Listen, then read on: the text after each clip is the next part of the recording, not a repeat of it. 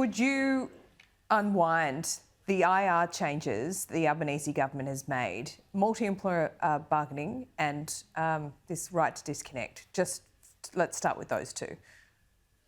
Well, certainly multi-employer bargaining was something that was called out by the Minerals Council last week as something that is causing incredible problems in their industry and making them highly inefficient. Now, we know that the mining industry is the golden goose of Australia's prosperity, and that something that we rely on not just for our economic wealth, but also as inputs for some of the other things, that manufacturing sector and also the transition to renewables in the future.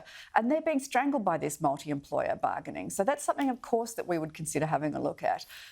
The other thing that we've said that we'll do is look at revert back to the original definition of casual workers, because that's a restrictive policy that's affecting both employers and their ability to take new employees on, but also employees that want to be able to have that flexibility in their workplace arrangements.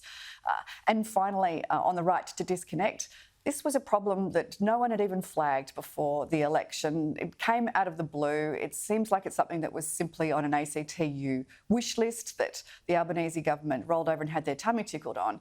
It's not an issue that has ever posed a problem before, and yet at the same time, it's also something that employers and employees tend to work out for themselves. And now employers are wrapped up in red tape and regulation that they have to sift their way through. Now, it's hard enough for big employers like we see at the BCA, but how's it going for those little employers, for those small and medium-sized businesses that all of a sudden have a raft of new regulations that they have to go through without a compliance department, without in-house legal counsel, without even human resources, for some of them.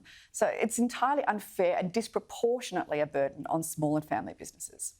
Jane Hume, thanks so much for your time. Good to see you. Good to be here with you, Laura.